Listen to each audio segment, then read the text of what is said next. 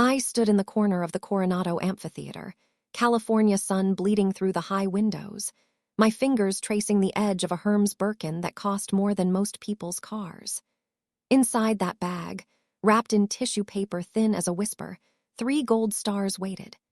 Vice Admiral, United States Navy. A rank my father didn't know I held because for 33 years I'd chosen silence over vindication, invisibility over the violence of being seen. My name is Catherine Rose Harrington, 61 years old, widow for 28 years, mother to a son who barely calls, daughter to a man who 3 minutes ago stood before 2,000 people and declared, "Catherine is a deserter from glory. She couldn't handle the real work." Now she just lives off her dead husband's insurance money, wasting away in that house in Charleston. But my grandson Benjamin, now that's a warrior. That's the Harrington blood coming through pure. The fabric of my Loro Piana cashmere sweater, $1,200 of Italian craftsmanship, suddenly felt like sandpaper against my collarbone. The Chanel ballet flats on my feet, $800 of buttersoft leather, might as well have been concrete blocks. Because what my father didn't know, what none of them knew, was that the insurance money he referenced so casually was actually $78.3 million, not from a life insurance payout. From 3 military patents, a defense technology company I'd built from nothing, and 18 years of contracts with Lockheed Martin, Raytheon, and Boeing. The dead husband whose memory he used to diminish me had been Captain Daniel Harrington, Navy SEAL, killed in Kosovo in 1998. The house he thought I was wasting away in was actually a 3,500-square-foot penthouse on Charleston waterfront that I owned outright, purchased for $4.2 million in cash. And Benjamin, the grandson he was so proud of, the warrior he held up as everything I wasn't, had survived SEAL training and a Syrian ambush only because I designed the shadow tracker technology that pulled him and 11 other men out of a kill zone 4 months ago. They didn't know, none of them knew, and for 33 years I'd kept it that way. The amphitheater smelled like industrial floor wax and the particular kind of nervous sweat that comes from 2,000 people packed into a space built for 1,500. I'd been given a plastic folding chair in the back row, the overflow section where they put the unimportant guests, the +1s who didn't really matter. My father and mother sat in the front row, padded seats with cushions the color of the navy dress blues, right beneath the stage, where flags the size of billboards hung from the rafters. $78.3 million, and I was standing next to the emergency exit like hired help. If you've ever been made invisible by the people who should see you most clearly, type invisible in the comments. Let me know I'm not alone in this. Let me know you understand what it means to carry galaxies inside you while the world insists you're empty. The story didn't start here. It started 38 years ago, Charleston, South Carolina, when I was 23 years old and the world was supposed to open up like a flower. Spring 1988. Rainbow Row in Charleston was living up to its name, those pastel Georgian townhouses glowing in the late afternoon light like something out of a postcard. Our house was the yellow one, butter yellow with white trim, 6 bedrooms, a garden full of magnolias that my mother tended like they were children. Inside, the living room had walnut paneling that swallowed sound, a Waterford crystal chandelier that had been in the Harrington family for 4 generations, and furniture so formal you were afraid to sit on it wrong. I was 8 weeks from graduating the Naval Academy at Annapolis, 8 weeks from becoming Ensign Catherine Rose Bennett, the first woman in the Harrington family to earn a commission. My thesis was on next-generation GPS systems for submarine navigation. My faculty advisor, Dr. James Mitchell, had pulled me aside after my defense and said the words that should have changed everything. "Catherine, this research is worth millions. You need to patent this. This could revolutionize naval operations." 8 weeks, that's all I needed. But my sister Michelle, 15 years old and 8 months pregnant, was crying in the upstairs bedroom. The father had disappeared the week after she told him, some college boy from the Citadel who came from the kind of family that made problems go away. My mother, Victoria Harrington, had stopped going to church because she couldn't face the whispers. And my father, Admiral Richard Harrington, retired after 35 years of service, sat me down in that walnut-paneled room and handed me a check for $50,000. I can still see the way the paper trembled slightly in his hand. He was 45 then, still strong, still the kind of man who filled doorways. His jaw was set in that particular way that meant the decision was already made. Discussion was just a courtesy he was extending. You have 2 choices, Catherine. You can take this money, come home, help your mother with Michelle and the baby. Or you can finish at Annapolis and this family will consider you a stranger. Your sister is 15. You're 23. Who should sacrifice? The check sat on the coffee table between us, Bank of Charleston printed across the top in serif font. $50,000, more money than I'd ever seen.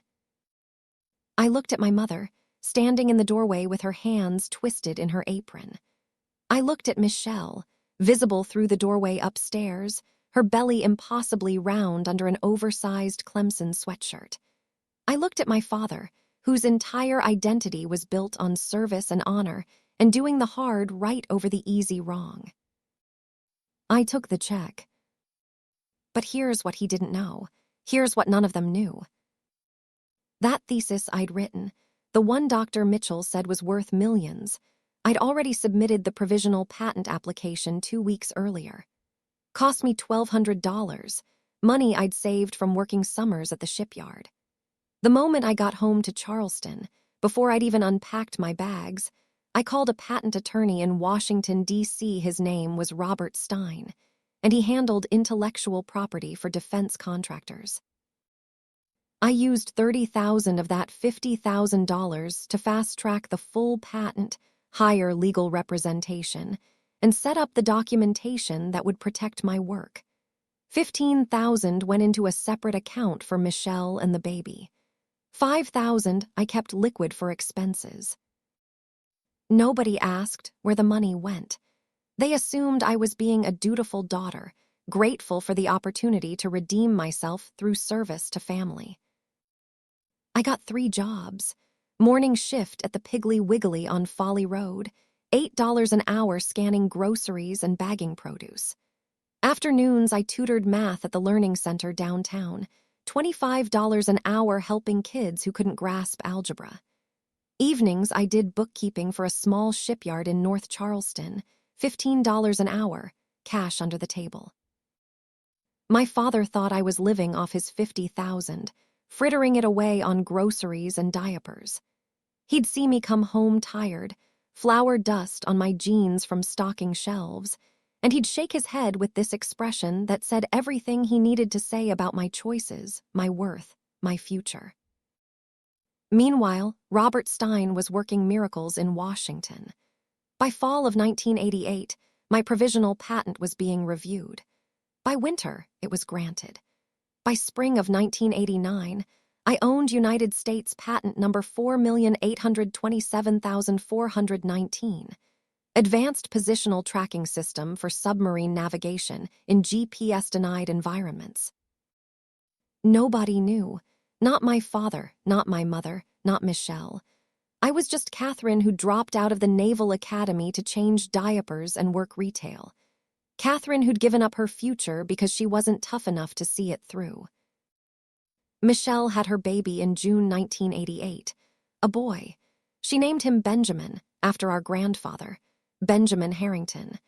He had Michelle's dark hair and this way of crying that sounded more like singing than distress. I was the one who walked him at 3 a.m. when Michelle was too exhausted to move. I was the one who learned to fold a cloth diaper in the dark, who memorized the particular rhythm of burping that would keep him from spitting up, who sang him the old Naval Academy fight songs because they were the only lullabies I knew. My father looked at that baby and saw redemption, Saw a chance to raise a Harrington the right way, the way he'd wanted to raise me before I turned out to be a woman. He started talking about Benjamin's future the way other people talk about the weather, constant and inevitable. This boy is going to be a SEAL. This boy is going to make this family proud. This boy is going to do what his aunt couldn't. I held Benjamin in my arms, 2 weeks old, and I made him a promise in the dark of that nursery, surrounded by stuffed animals Michelle had picked out before she understood what motherhood actually meant. I promised him that he'd have every opportunity, that he'd never have to choose between family and dreams, that someone would be watching over him, even if he never knew her name. Then, in 1990, everything changed again. I met Daniel at the shipyard where I did bookkeeping. He was Captain Daniel Harrington, no relation, Navy SEAL, 32 years old with eyes the color of the Atlantic in winter. He came in to negotiate a contract for some small watercraft maintenance, and he stayed for 3 hours because the numbers weren't adding up, and I was the only one who could find the discrepancy. Afterward, he bought me coffee at a place on King Street. We sat outside even though it was February and cold, because the inside was too loud, and he said he'd had enough of loud for a lifetime. You know what I like about you? You don't explain yourself. Most people, they make mistakes, they talk and talk trying to justify. You just fix it and move on. That's the mark of someone who knows their own worth. I didn't tell him about Annapolis. Didn't tell him about the patent sitting in a lawyer's office in D.C. Didn't tell him that every time my father introduced me as the daughter who dropped out, something inside me turned to stone. But Daniel saw anyway. Somehow he saw. We got married in 1991, small ceremony at Magnolia Plantation, 50 people. I wore a dress from David's Bridal that cost $800, ivory lace with long sleeves because my mother thought anything sleeveless was immodest. No bridesmaids, because my father had forbidden Michelle from participating. She's only 18, he'd said. She doesn't need to be standing up at a wedding for someone who couldn't finish what she started. Bad example. My father didn't come. Sent a telegram instead. Congratulations.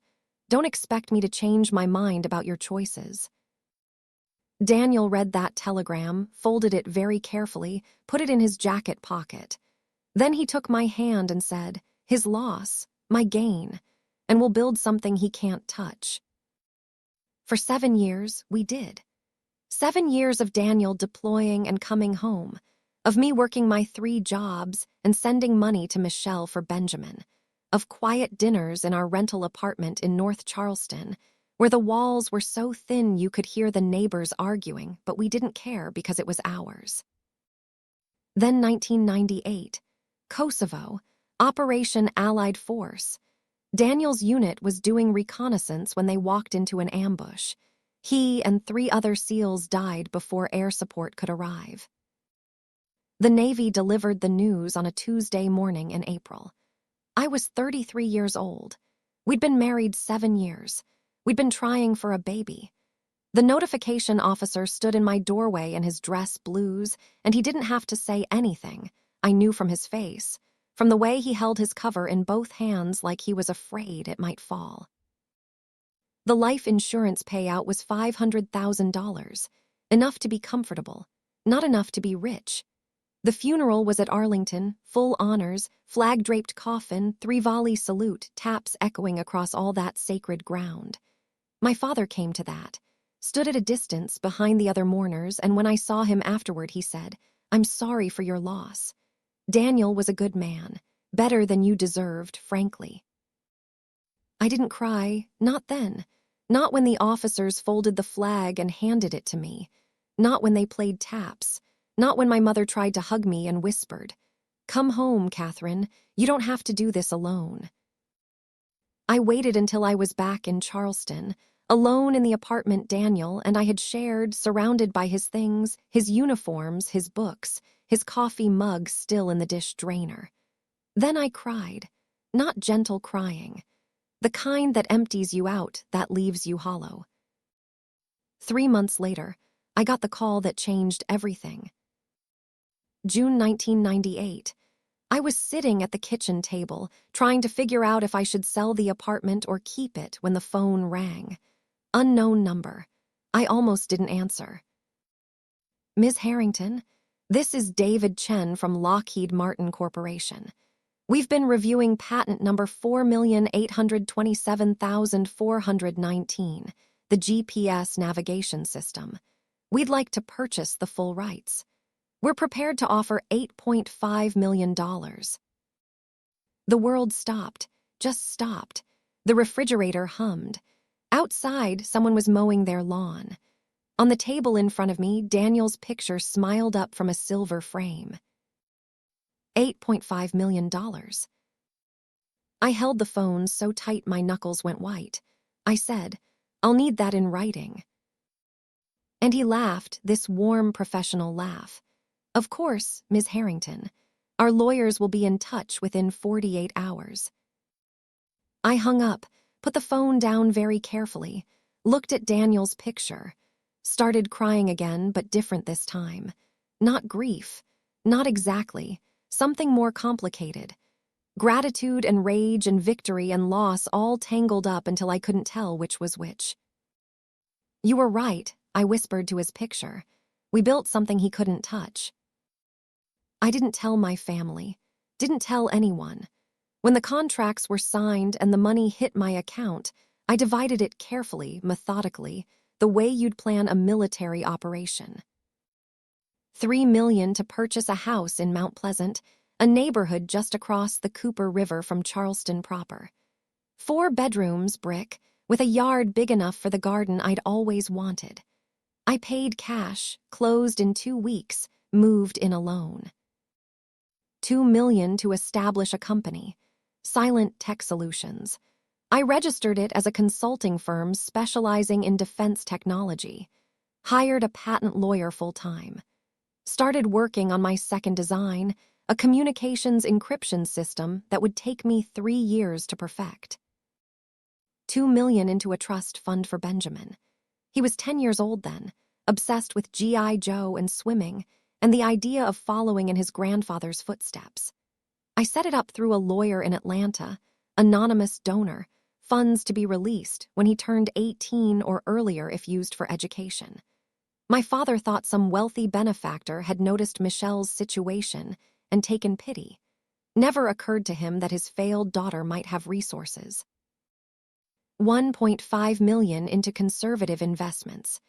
Diversified portfolio, bonds, blue-chip stocks, the kind of boring wealth building that compounds slowly. I kept living simply, drove a used Honda Accord, bought clothes from Talbot's and Ann Taylor. When I visited my parents, which I did every other Sunday out of obligation rather than affection, I told them I was working as a mid-level accountant for a small firm. Made $45,000 a year, getting by. My father would nod, satisfied that I'd found my level, that I'd settled into the mediocre life he'd always known I'd end up in. "If only you'd stuck with the Navy," he'd say sometimes, usually after his second bourbon. "You could have been something, could have made me proud."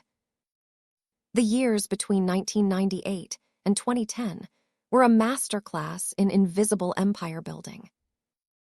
In 2001, I sold my second patent, the communications encryption system. Raytheon paid $12 million. I was 36 years old, sitting in a conference room in Virginia, surrounded by men in suits who kept calling me ma'am and looking surprised every time I corrected their assumptions about how the technology worked. In 2003, Silent Tech Solutions landed its first major contract. $50 million over 5 years to provide battlefield data analysis systems for Special Operations Command. I hired a staff of 40. Rented office space in a nondescript building in North Charleston.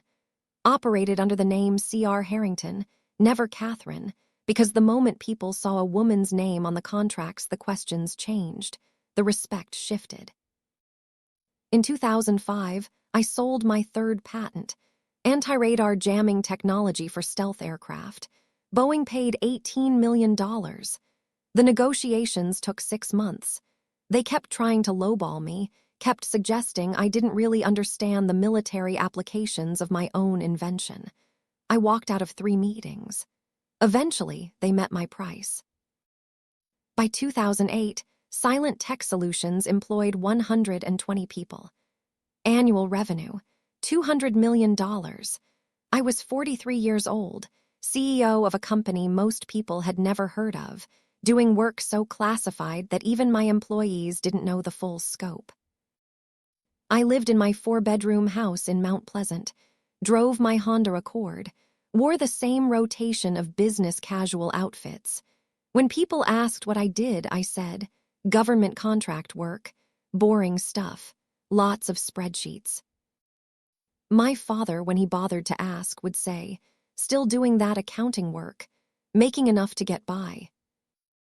Always I'd answer, more than enough. My net worth in 2010, $67 million. Nobody knew. Not my mother, who still sent me $20 checks for my birthday. Not Michelle, who called every few months to complain about how hard it was raising a teenager. Not Benjamin, who was graduating from the Naval Academy that spring, 22 years old and everything my father had dreamed I'd be. The graduation ceremony was at Annapolis, the yard packed with families in their best clothes, midshipmen in their dress whites looking like they'd been carved from marble.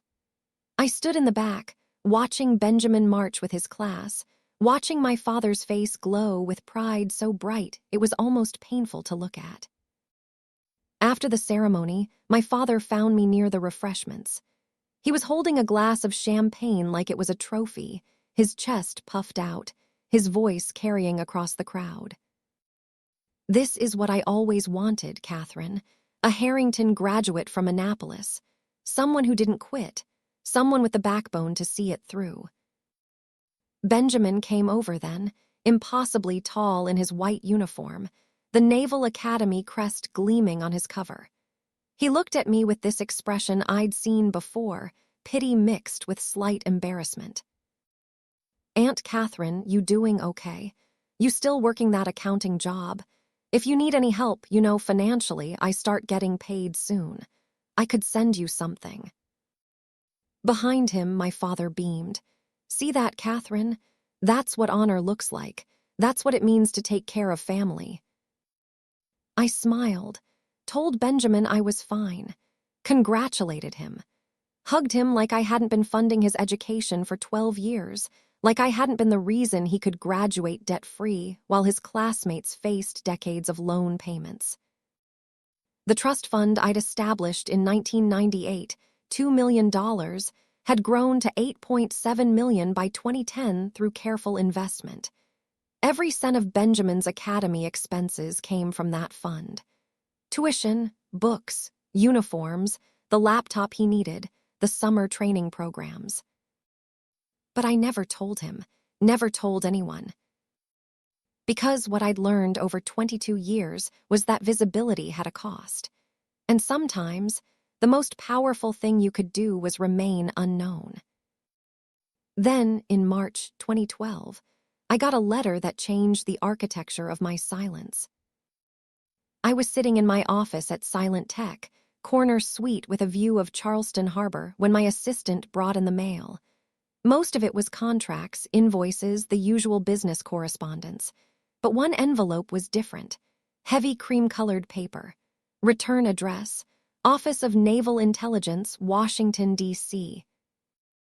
Inside, a letter on official stationery, signed by Rear Admiral Sandra Martinez, Director of Naval Intelligence. Mrs. Harrington, we have been tracking Silent Tech Solutions for the past decade. Your patents and contract work have directly contributed to the preservation of over 3,000 American lives in Iraq and Afghanistan. Your technology has become integral to our maritime and special operations capability. We would like to invite you to participate in a special program. Reserve Direct Commission, Flag Rank. You would hold the rank of Rear Admiral Lower Half, serving as a technical advisor and strategic technology coordinator. This is a classified position. Your family will not be informed. Your work will remain largely behind the scenes, but your country needs you. Please contact my office at your earliest convenience. I read the letter 3 times, put it down, picked it up again, looked out the window at the harbor at the container ships moving slowly across the water like toys. 33 years earlier, I'd been forced to leave the Naval Academy 8 weeks before graduation. Forced to choose between my dreams and my family. Forced to become invisible. Now the Navy wanted me back, not as a failed midshipman, as an admiral. I called the number at the bottom of the letter. Rear Admiral Martinez answered on the second ring. Mrs. Harrington, thank you for calling. I imagine you have questions. Just one, I said. Why now? Because we've finally realized what you're actually worth, and because we can't afford to lose you to the private sector. Your next patent alone could be worth hundreds of millions. We'd rather have you working for us. I sat in silence, phone pressed to my ear, watching a pelican dive into the harbor water and emerge with something silver thrashing in its beak. I'll do it, I said, on one condition. Name it. Nobody knows. Not my family, not my staff, not anyone who doesn't have clearance. I've spent 33 years being invisible. I'm not ready to change that. Martinez laughed, low and genuine. Mrs. Harrington, that's not a condition. That's the entire premise of the program. Welcome to the Navy. Again. The oath of office happened in a windowless room in the Pentagon 3 months later. Just me, Admiral Martinez, and a Navy chaplain who administered the words I'd memorized but never spoken. I, Catherine Rose Harrington, do solemnly swear that I will support and defend the Constitution of the United States against all enemies, foreign and domestic. They pinned the stars on my uniform, 2 of them Rear Admiral lower half. The uniform stayed in a garment bag in a secure locker. I went back to Charleston, back to silent tech, back to my life where nobody knew. Over the next 8 years, I would be promoted twice more. Rear Admiral, then Vice Admiral, 3 stars, one of only 6 women in the entire Navy to hold that rank. But I was different from the others.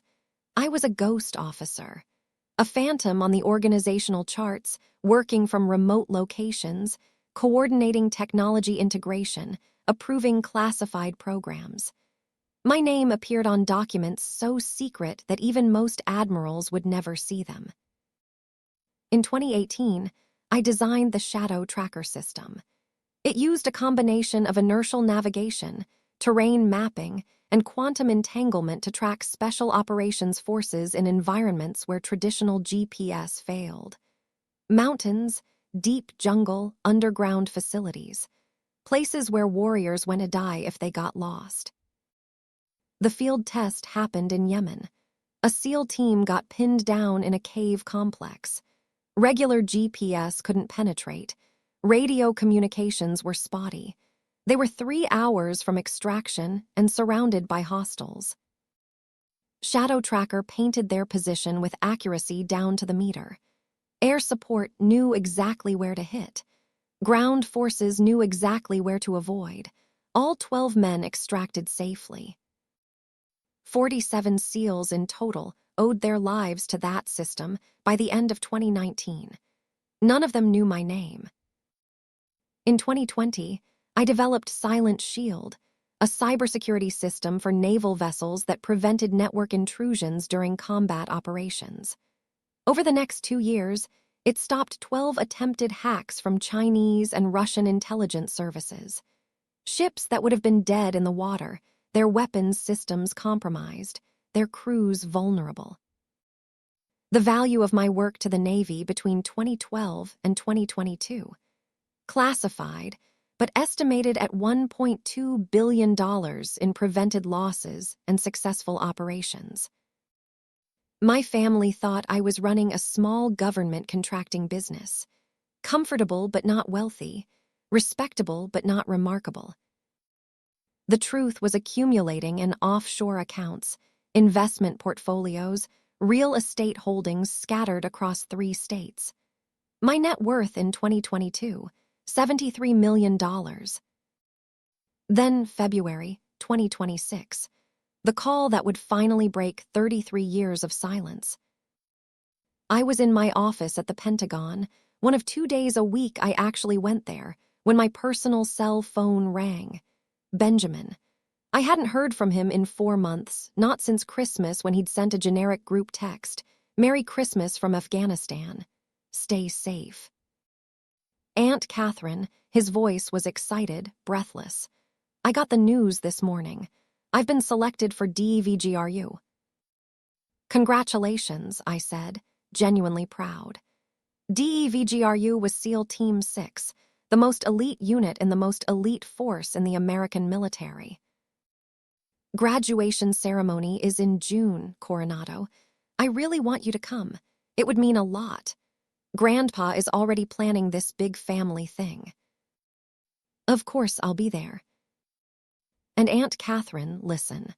I know this is awkward, but Grandpa specifically asked me to mention, maybe don't tell people about your work, the accounting thing. He's really proud of this and he doesn't want anything to, take away from it." I closed my eyes, took a breath. "Of course, Benjamin, I understand." After I hung up, I sat at my desk for a long time, looking at the picture on my wall. Me and the Secretary of the Navy, taken in 2022 when I'd received the Distinguished Service Medal in a private ceremony. 3 stars on my shoulders, my face professionally neutral. I opened my laptop, typed in my security credentials, pulled up the classified file. Operation Desert Falcon, Syria, October 2025. Benjamin's unit, pinned down by ISIS remnants in a desert compound. Shadow Tracker had been integrated into their equipment 3 weeks before deployment. When the ambush happened, when everything went wrong and they were surrounded, that system fed real-time positions to AC-130 gunships overhead. 12 men extracted, 0 casualties, Benjamin among them. The mission report credited advanced technology integration, never mentioned my name, never would. I made the decision right then. Sitting in that Pentagon office, looking at that picture, thinking about 33 years of being invisible while my father told everyone I was a failure. I called my attorney, Margaret Chen. 55 years old, sharp as a scalpel, the only person outside the Navy who knew everything. "Margaret, I need you to prepare a complete financial disclosure. Everything, from 1998 to now. Patents, contracts, assets, net worth. I want it documented, certified, ready to present." "Catherine, are you sure? You've guarded this for 33 years. Why now?" "Because I'm tired, Margaret. I'm 61 years old, and I'm tired of being small so other people can feel big." She was quiet for a moment. "Then, I'll have it ready in 2 weeks. What format?" "Something I can hand to my father and watch his world end." The documentation arrived on a Thursday. Leather portfolio, embossed with my initials. Inside, 78 pages detailing every patent, every contract, every investment, every property. Charts showing the growth of Silent Tech Solutions from a $2 million startup to a company with cumulative revenues of $2.1 billion. Final page, highlighted in yellow. Total net worth as of June 1, 2026, $78,318,442. I sat in my Charleston penthouse, floor-to-ceiling windows showing me the Cooper River and the Arthur Ravenel Bridge lit up against the evening sky, and I held that portfolio like it was both a weapon and a shield. The next morning, I flew to San Diego, 1 week before Benjamin's graduation. There was someone I needed to see first, someone who'd been there at the beginning, who understood what it meant to choose silence as strategy rather than surrender. Rear Admiral Sandra Martinez, retired, living in a cottage in La Jolla. We met at a coffee shop overlooking the ocean. She was 68 now, gray hair cut short, wearing a cardigan that looked hand-knitted. She took one look at my face and said, "You're ready to come out of the shadows." "I'm ready to stop being my father's failure." She nodded slowly, stirred her cappuccino. "General Reeves called me yesterday. He's speaking at the Coronado graduation. He asked about you, asked why a Vice Admiral was requesting VIP access but not using it." "What did you tell him?" "That sometimes the greatest warriors are the ones nobody's heard of. That you've been fighting a different kind of battle for 33 years. And that maybe it was time for the people who loved you to know who you actually are." The plan came together over 2 cups of coffee and 3 hours of quiet conversation. Sandra would brief General Reeves. I would attend as a civilian. At the appropriate moment, when my father had shown everyone who he thought I was, the truth would be revealed. Not by me, by the commanding officer of all special operations. Not revenge, recognition. Not cruelty, correction. There was one more person I needed to see before the ceremony. Someone I hadn't expected. I was walking on La Jolla Shores beach that afternoon, shoes in hand, when my phone rang. Michelle's daughter, my niece, Lily. "Aunt Catherine, I heard you're coming to Uncle Benjamin's graduation. Can we meet? Just us. I need to talk to you about something." We met at sunset, same beach. Lily was 19 now, tall like her uncle, with dark hair she wore long and loose. She sat on the sand in a vintage floral dress, looking out at the Pacific. I sat beside her, waited. "Mom told me," she said finally, "about what happened in 1988, how you gave up Annapolis to take care of us, how Grandpa made you choose." "It was a long time ago, Lily." She turned to me, eyes fierce. "He still tells people you're a failure. Last Christmas, I heard him tell his friends that you live off insurance money from a dead husband, that you never amounted to anything." I took a breath, let it out slowly. That's his truth, not mine. "But it's a lie, and everyone believes it, and I can't understand why you let them." So I told her all of it. The patents, the company, the $78 million. The Vice Admiral stars sitting in my bag back at the hotel. 33 years of silence. She cried, not sad crying, angry crying. "Why didn't you tell them? Why did you let them treat you like that?" "Because your uncle needed a hero. Because your grandfather needed to feel like he'd done something right. Because sometimes love means making yourself small so the people you care about can be big." "That's not love," she whispered. "That's sacrifice without recognition. That's erasure." I put my arm around her shoulders. Maybe, but it was my choice. And in 4 days, that choice ends. The sun was setting, painting the ocean in shades of orange and gold. Lily leaned into me. "Promise me something, Aunt Catherine. Promise me you'll teach me how to be strong like you." I held her close. "You already are, sweetheart. You already are." The San Diego airport smelled like recycled air and pretzel salt. Fluorescent lights, turning everyone's skin the color of old newsprint. I stood at baggage claim carousel 3, watching the same black Samsonite go around for the 4th time, waiting for my family to arrive on the Charleston flight. My fingers drummed against the leather portfolio Margaret had sent, 78 pages that weighed more than any weapon I'd ever authorized. They came through the gate in a cluster. My mother first, Victoria in her pastel pink cardigan and sensible shoes, pulling a wheeled suitcase covered in luggage tags from cruises she'd taken with the church ladies. Then my father, Richard, slower now at 78, leaning on a cane but refusing to admit he needed it, wearing that damned veteran's jacket covered in patches and pins like armor against irrelevance. Behind them, Michelle and her husband, plus 3 cousins I barely recognized. My father saw me and his expression did something complicated.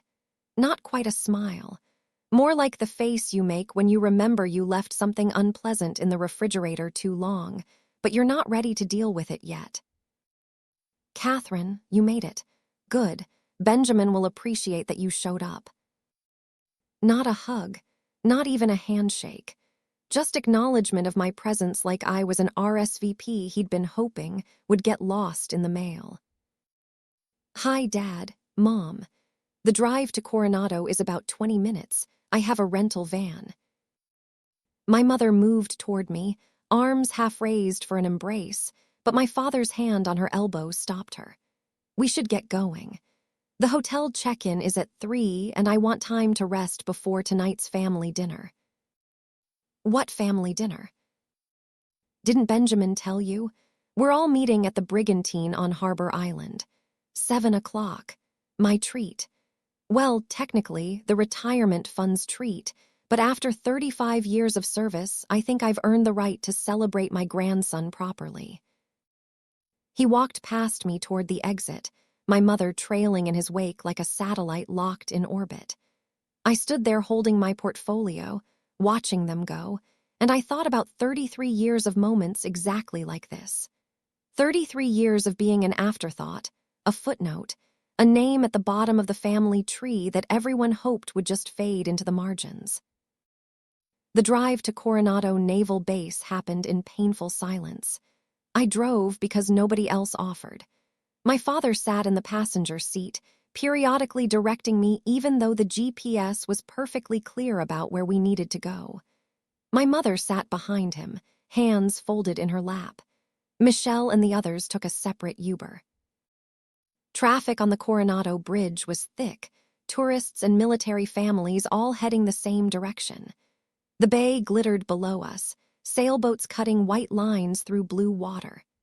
Somewhere down there, Benjamin was preparing for tomorrow's ceremony, polishing his boots, checking his dress whites, living out the dream my father had written for him before he was born. You know what this means to me, right, Catherine? My father's voice cut through the hum of the van's engine. Having a grandson graduate from DVGRU, it's the culmination of everything I tried to build in this family. The legacy. I kept my eyes on the road. I'm happy for Benjamin. He's worked hard. He has the Harrington backbone. That's what matters. Not everyone in this family has it, but he does. Thank God Michelle at least gave birth to one child who inherited the right genes. My mother made a small sound in the back seat, something between a cough and a protest, but she didn't speak. The hotel was the Lowe's Coronado Bay Resort, white stucco and palm trees, the kind of place that charged $30 for breakfast and called it continental. My father had booked a suite for himself and my mother. I'd booked my own room 3 miles away at a Holiday Inn, paying with a credit card linked to an account that held more money than every room in this hotel combined. Check-in was a production.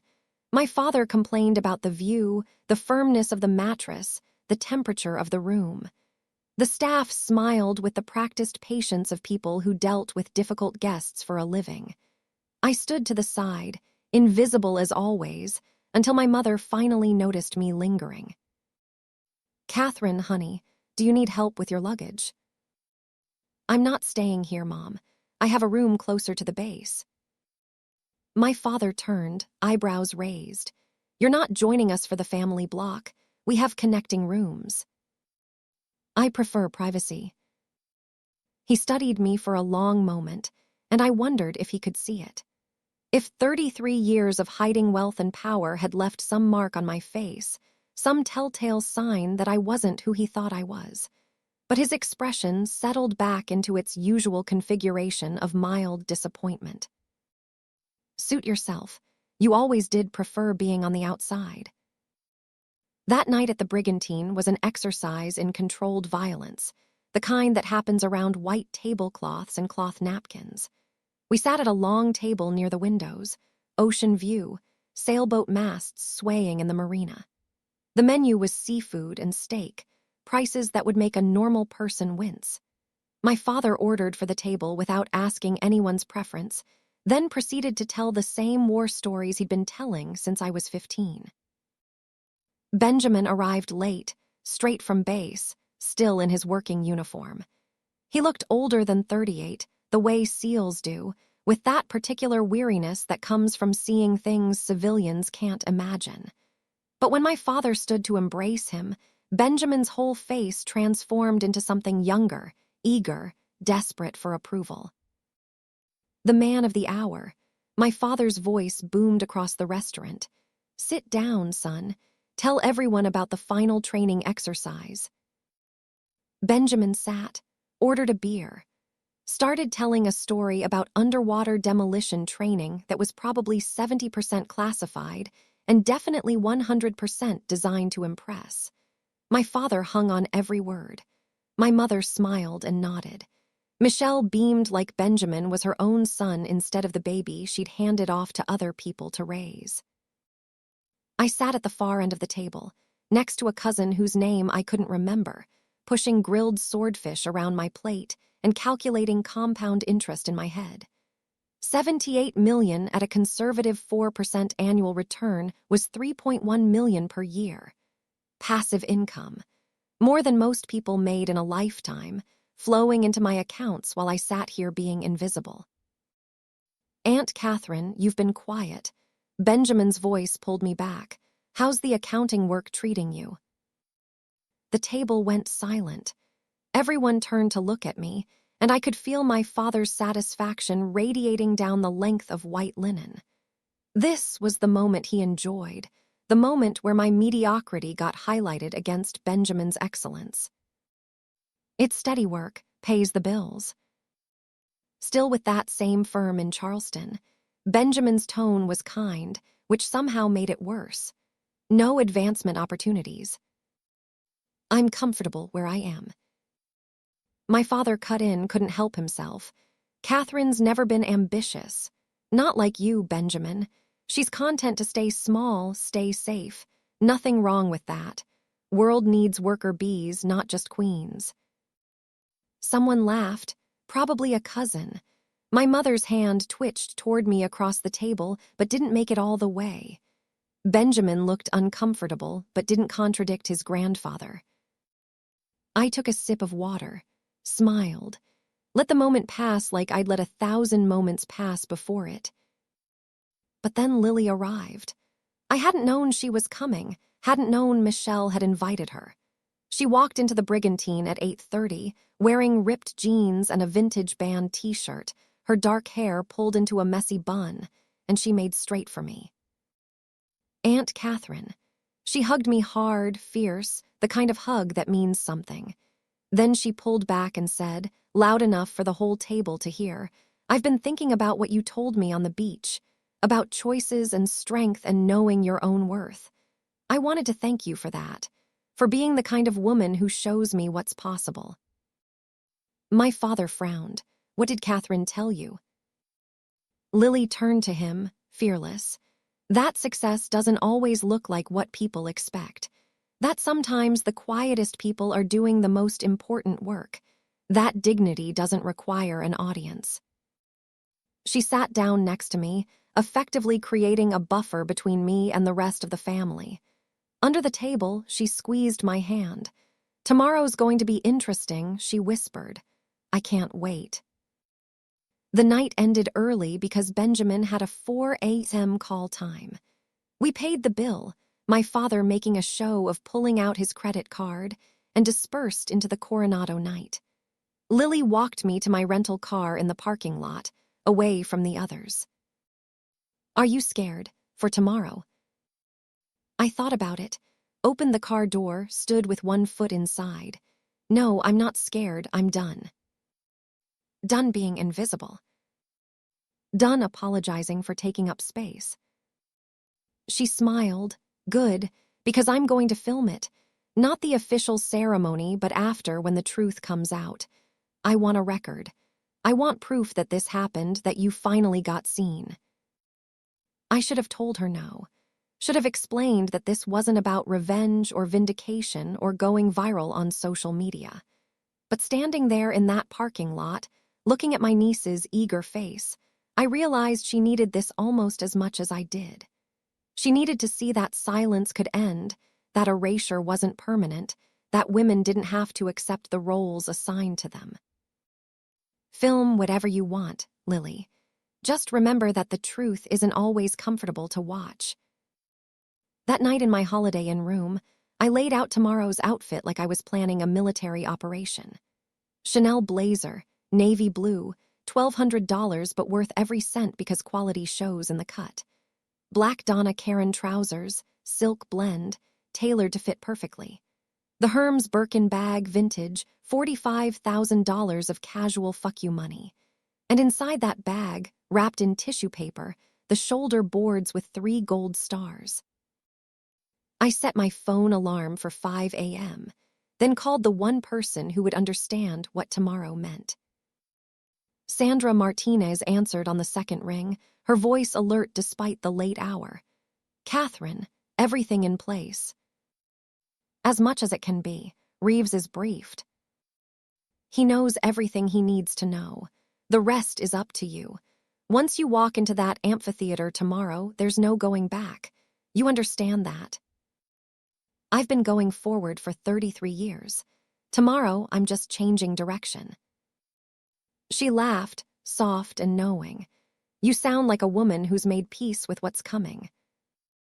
I sound like a woman who's tired of asking permission to exist. After we hung up, I sat on the edge of the hotel bed, looking at my reflection in the mirror across from me. 61 years old.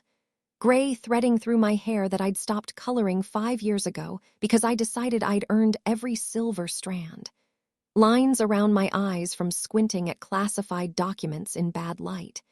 Hands that had never held a weapon but had designed systems that saved thousands of lives. Tomorrow, my father would try to make me small one last time, and I was going to let him. Because the higher he built me up as a failure, the further he'd have to fall when the truth landed. Morning came too fast and too slow. I showered, dressed, applied minimal makeup because I'd never been good at it, and hiring someone to do it professionally felt like trying too hard. The woman in the mirror looked calm, controlled, completely ordinary. Perfect. The drive to Naval Base Coronado took 15 minutes. I arrived at 7 a.m., 2 hours before the ceremony started, because I wanted to see the space empty before it filled with people who would watch me be humiliated. The guard at the gate checked my ID, civilian visitor, typed something into his computer. His eyes flickered to a second screen, something I couldn't see, and his expression changed microscopically. He looked at me again, longer this time, like he was trying to match the woman in front of him with information on that screen. Ma'am, I can issue you a VIP pass if you'd like. You're cleared for the family section. No, thank you. General visitor is fine.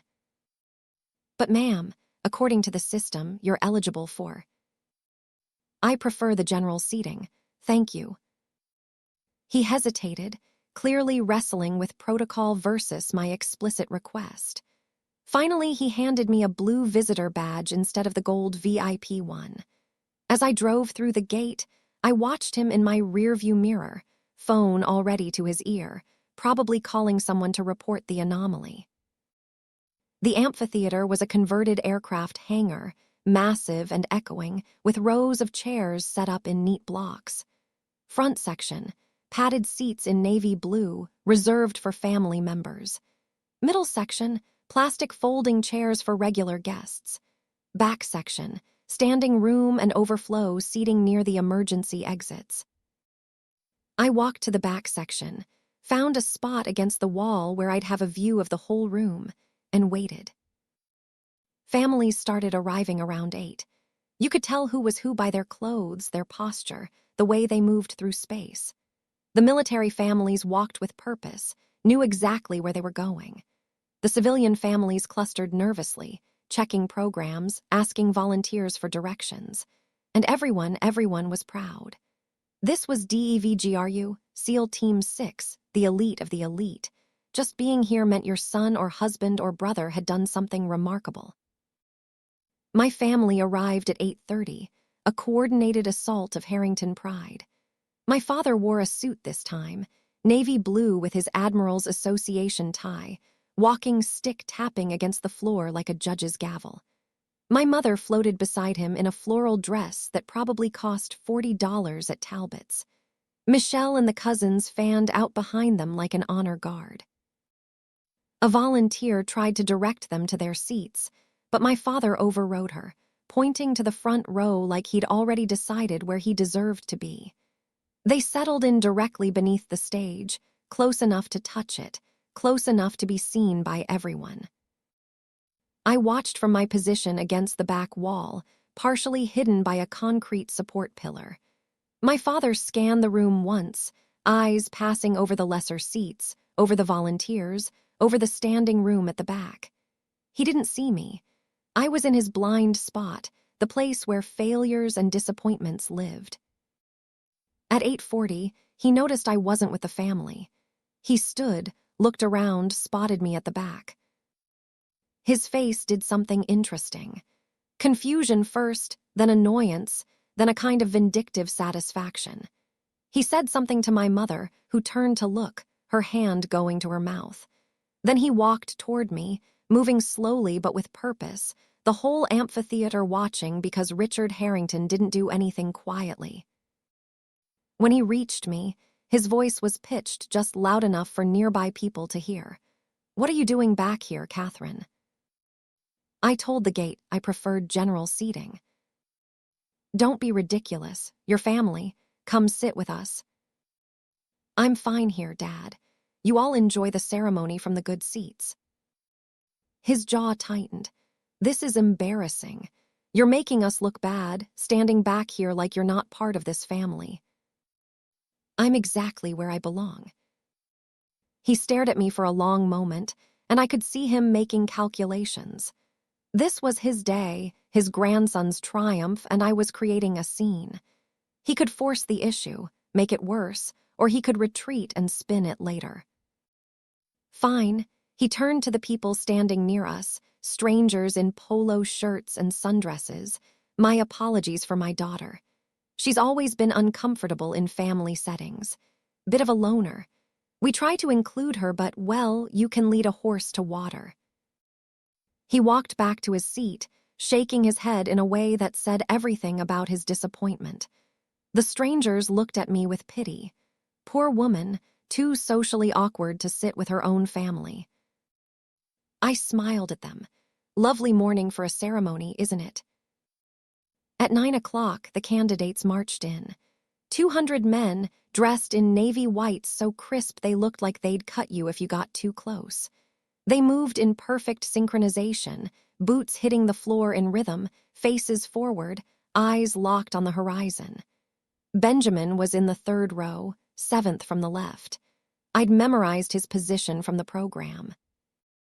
My father stood when they entered, hand over his heart, even though this wasn't the national anthem yet. My mother cried quietly, proud tears, the kind mothers cry when their sons do big things. The whole family was on their feet, applauding, making sure everyone knew which candidate belonged to them. I stayed against my wall, hands at my sides, and watched. The ceremony began with speeches. The base commander welcomed everyone. The SEAL training officer talked about standards and excellence. A chaplain said something about service and sacrifice. The words washed over the crowd like waves, predictable and expected. Then General Marcus Reeves took the stage. 4 stars on his shoulders, 40 years of service written in the lines of his face. He was 63, graying at the temples, with the kind of presence that made everyone sit up straighter without consciously deciding to. He approached the podium slowly, looking out over the assembled crowd, and I saw the moment his eyes found me at the back of the room. The flicker of recognition, the subtle nod, the adjustment of his stance that told me everything was proceeding exactly as planned. Today we honor 200 warriors who have earned the right to wear the trident. But before we continue, I need to address something unusual. Something that, frankly, disturbs me deeply. The crowd shifted, uncomfortable. This wasn't normal ceremony language. There is a person in this amphitheater who has contributed more to naval special operations than almost anyone alive, whose technology has saved literally thousands of lives, who holds patents and clearances that are classified at the highest levels. And that person is standing in the back of this room, against the wall, because apparently her family doesn't believe she deserves a seat. You could feel the air leave the room. 2,000 people holding their breath. My father in the front row sat very still, too still, the stillness of a man who knows something terrible is about to happen but can't figure out what it is yet. Vice Admiral Catherine Rose Harrington. General Reeves's voice filled every corner of the amphitheater, bounced off the metal walls, reverberated in the concrete floor. Please come forward.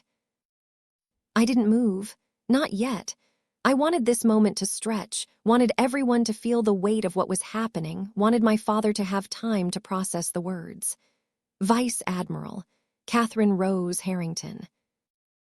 Then I pushed off the wall and started walking. The crowd parted like water. People stepped aside, moved into the aisles, created a path from the back of the room to the front.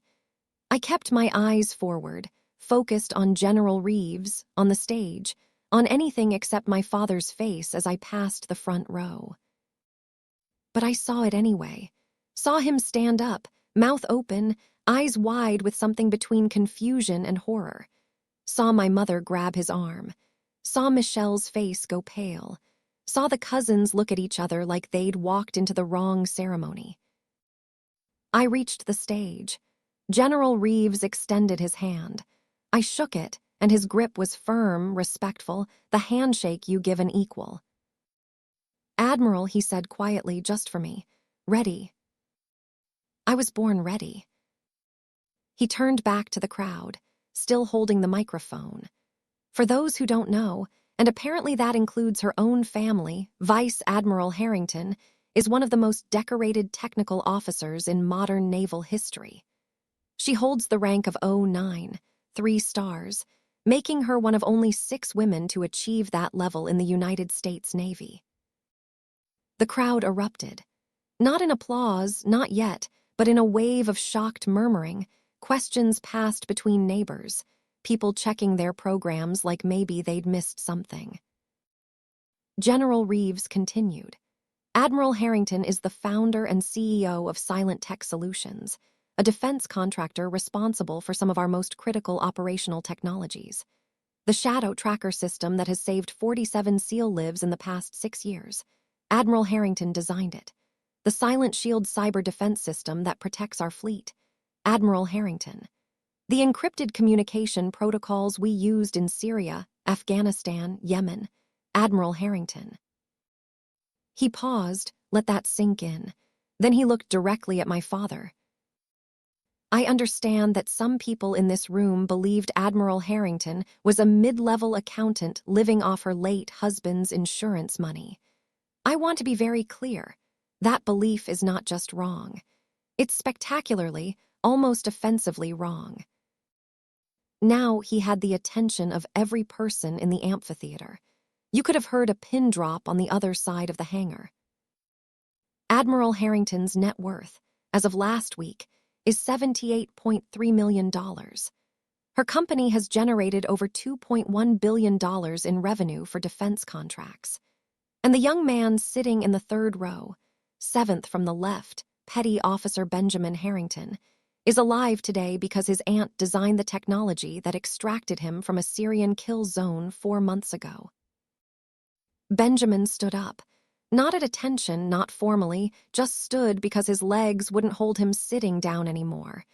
His face had gone white, then red, then white again. He was looking at me like he'd never seen me before. Which, to be fair, he hadn't. General Reeves gestured to someone off stage. 2 sailors appeared carrying a wooden stand and a framed display. They set it up on the stage next to me. Inside the frame, my dress white uniform, 3 gold stars gleaming on the shoulder boards. The uniform Admiral Harrington can't wear publicly most of the time because her work is classified. The uniform her father apparently didn't know existed. The uniform that represents 33 years of service her family didn't acknowledge because they were too busy being disappointed in her. He looked at my father again, and his expression could have frozen seawater. "Sir, I don't know what you said to your daughter to make her feel like she needed to hide this. I don't know what values you thought you were teaching by making her stand in the back of this room. But I want you to know that while you were telling people she was a failure, the United States Navy was calling her a hero." My father's face had gone beyond pale into something gray, almost green. His hand gripped the chair in front of him like he was trying to hold himself upright. My mother was crying, but different from before. Not proud tears, something more complicated. General Reeves turned to the 200 SEAL candidates. These men don't know it yet, but a quarter of them are alive because of technology Admiral Harrington developed. Half of them will use her systems on their first deployment. All of them owe her a debt they can never fully repay. He looked at me, raised his hand to his forehead in a crisp salute. I returned it, muscle memory from training I'd done in secret for 14 years. Then he spoke to the crowd one more time. "I'm going to do something unusual now. I'm going to ask these 200 warriors to acknowledge someone who isn't one of them, who will never wear a trident, but who has done as much for naval special warfare as anyone in this room." He nodded to the candidates. They rose as one, 200 men moving in perfect synchronization, and snapped to attention facing me. The sound of 400 combat boots hitting the floor simultaneously was like thunder, like an earthquake, like the hand of God coming down to rewrite history. Vice Admiral Harrington. Their voices merged into a single roar that shook the rafters. HOOYH. If you've ever been made visible after years of invisibility, type justice in the comments. Let me know you understand what this moment means. Let me know you felt this kind of recognition burn through you like wildfire. I stood on that stage, surrounded by warriors who finally saw me, and I didn't cry. Crying was for before, for all those years of being small. This was something else. This was the moment when silence stopped being strategy and became obsolete. My father was still standing in the front row, but he looked smaller now, diminished, like someone had let the air out of him. His veteran's jacket with all its patches and pins suddenly looked like what it was: costume jewelry from someone else's glory. I stepped to the microphone. General Reeves yielded it without hesitation. My voice, when I spoke, was steady. "Thank you, General, and thank you to these warriors for your recognition. But I need to be clear about something." I looked at Benjamin, still standing in the third row, tears streaming down his face. I didn't do this work for gratitude. I didn't design Shadow Tracker because I wanted credit. I did it because my nephew was about to deploy into harm's way, and I couldn't bear the thought of him dying in some desert because the technology failed. I did it because I took an oath once, a long time ago, an oath I never got to complete formally, and I decided to honor it anyway. I paused, looked at my father. I also didn't tell my family about any of this because I was taught that bragging was unbecoming. That real service happens in silence. That the quiet ones doing thankless work are the ones who truly matter. I learned those lessons from my father, Admiral Richard Harrington, who served this country with distinction for 35 years. His face did something complicated. Confusion giving way to understanding, understanding giving way to shame. The irony is that he taught me so well, I became what he always said he valued: someone who serves without seeking recognition. I just did it better than he ever imagined I could. And when he couldn't see it, couldn't understand it, he decided I must be a failure. Because in his worldview, invisible meant worthless. I let that hang in the air for a moment. But I'm not invisible anymore, and I need everyone here to understand. This isn't revenge. This isn't about making anyone feel small. This is about saying out loud, finally, that my worth doesn't require his approval, that it never did. I handed the microphone back to General Reeves. He took it, his expression carefully neutral, and said, "Admiral, you honor us with your presence. Please, take a seat in the front row where you belong." I walked down the stage steps, past my father, who still hadn't moved, past my mother, who was reaching for me with trembling hands, and sat down in an empty chair at the end of the row. Not with my family. Next to them, a distinction that mattered. The ceremony continued. Tridents were awarded. Names were called. Benjamin crossed the stage to receive his pin, and when General Reeves shook his hand, he said something I couldn't hear, but that made Benjamin look at me with an expression of overwhelming gratitude and shame. Through it all, I sat very still, hands folded in my lap, the Hermes Birkin at my feet containing the portfolio that detailed every dollar, every patent, every contract. I didn't need to show it anymore. The truth had spoken for itself. When the ceremony ended, people didn't rush for the exits. They clustered, whispering, looking at me with curiosity and awe and questions they didn't know how to ask.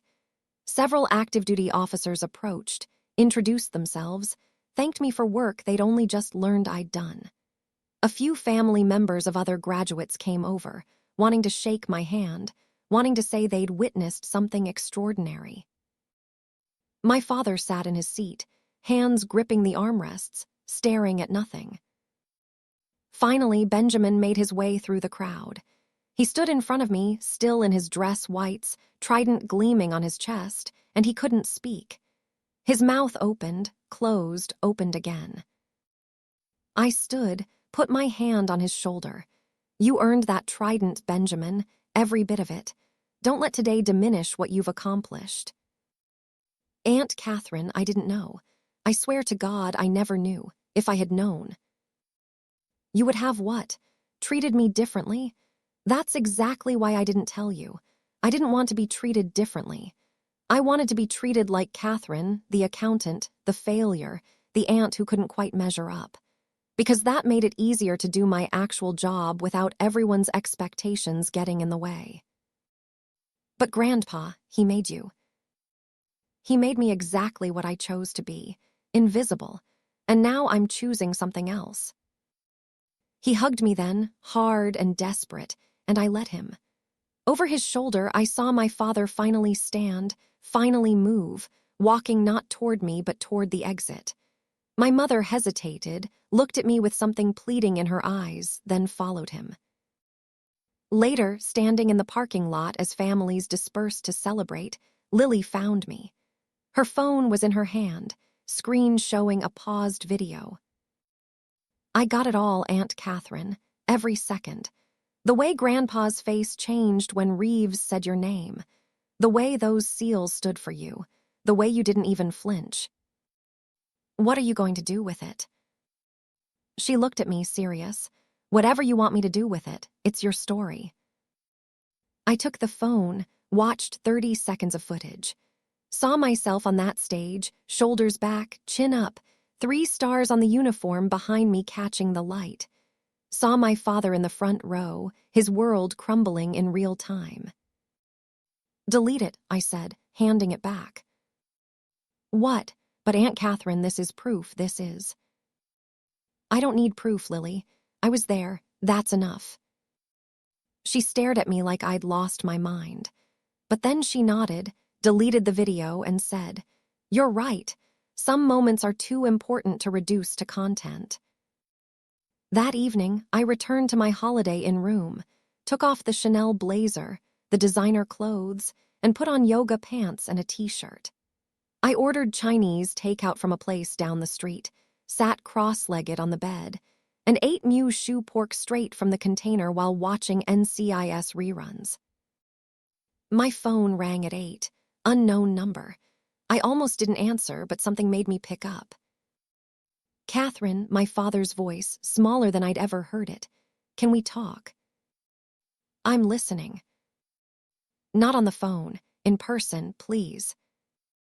I gave him the address. He arrived 20 minutes later, without my mother, driving a rental car that seemed too big for him now. He knocked on my hotel room door like he wasn't sure he had the right to be there. I let him in. He stood in the middle of the room, looking at the unmade bed, the Chinese food containers, the generic hotel art on the walls, looking at everything except me. Finally, I read the letters. "What letters?" "The ones you sent, over the years. Your mother kept them, all of them. I never opened them because I told myself I didn't care what you had to say. But tonight, after the ceremony, she made me read them." He sat down heavily on the edge of the bed, still not looking at me. "You wrote about your patents, about the company, about Benjamin's trust fund. You told me everything, and I threw it away unopened because I was—" He stopped, couldn't finish. "Because you were what, Dad?" "Afraid, terrified. You were 23 years old and already smarter than me, already doing things I didn't understand. And if I acknowledged that, if I let myself see it, then I'd have to face the fact that my proudest achievement, 35 years of service, was nothing compared to what you were building. So I told myself you were a failure, told everyone you were a failure, until I believed it." The silence stretched between us like a canyon. "I destroyed you," he said finally, "not out of malice, out of cowardice, and I can never take that back." "No," I said quietly, "you can't." He looked up at me then, and his eyes were red. "Is there any chance you can forgive me?" I sat down in the chair across from him. "Forgiveness isn't something I can just hand you, Dad. It's not a gift you receive. It's something you earn through changed behavior, through doing better, through proving that you understand what you did wrong." "What do I have to do?" "Start by telling the truth. To everyone. To your friends, your colleagues, the people at church. Tell them what you told them about me was a lie. Tell them you were wrong." "I can do that." "Then do it. Don't tell me you'll do it, just do it." He nodded, stood, moved toward the door. Then he stopped, hand on the handle. "Catherine, for what it's worth, I've never been more ashamed of anything in my life." After he left, I sat in that hotel room for a long time, listening to the sound of other guests moving through the halls, cars pulling in and out of the parking lot, the low hum of the ice machine. My phone buzzed. A text from Sandra Martinez, "Heard it went well. Proud of you, Admiral." Another from Margaret Chen. "My phone hasn't stopped ringing. Every defense contractor in the country wants to know if you're taking new clients. You've officially broken your own silence." And one from Benjamin. "Thank you for saving my life. Multiple times. I wish I could have thanked you sooner." I didn't respond to any of them. I just sat there, in the quiet, feeling the weight of 33 years finally lift off my shoulders. Tomorrow I'd fly back to Charleston. Tomorrow I'd walk into my office at Silent Tech and be, publicly, fully, completely who I'd always been in private. Tomorrow I'd start living in a world where silence was a choice rather than a requirement.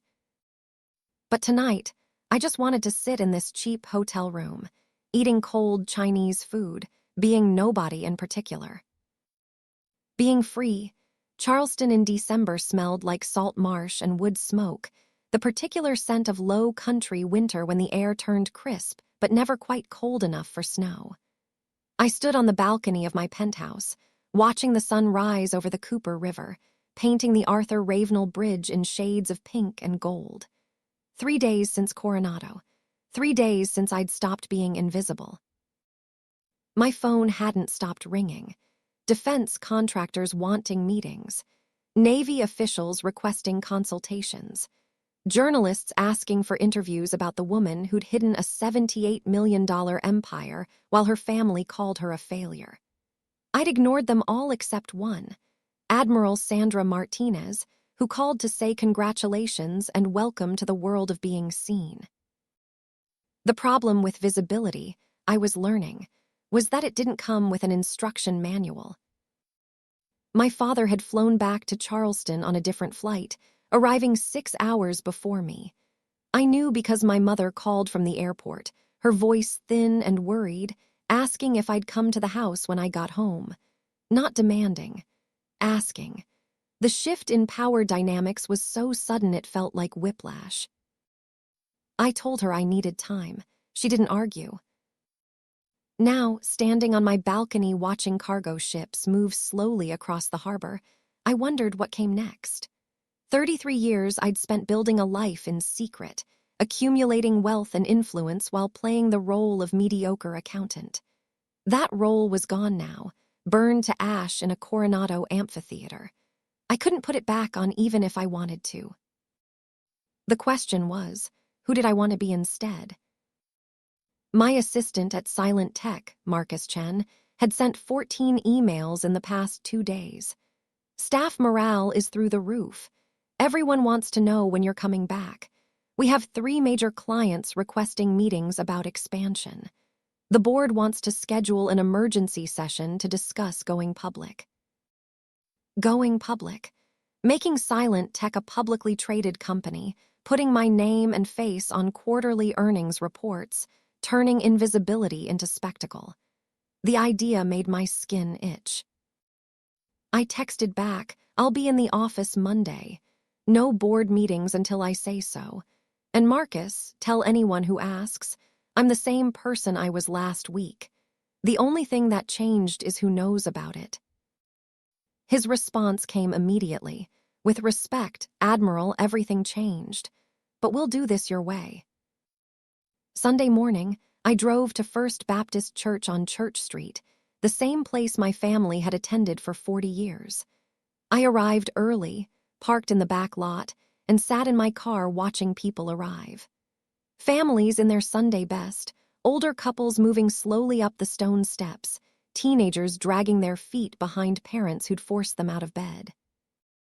I hadn't been to church in 5 years. Stopped going after the 100th time someone asked me, in that pitying tone, if I was doing okay financially, if I needed help, if the church assistance fund could provide support for struggling widows. I'd smiled and said no thank you. I'm managing fine, while calculating that my investment portfolio earned more in a week than their assistance fund distributed in a year. But today, I needed to be here. Needed to see my father do what I'd asked him to do. Needed to know if shame could actually transform into accountability. The sanctuary was 3/4 full when I walked in.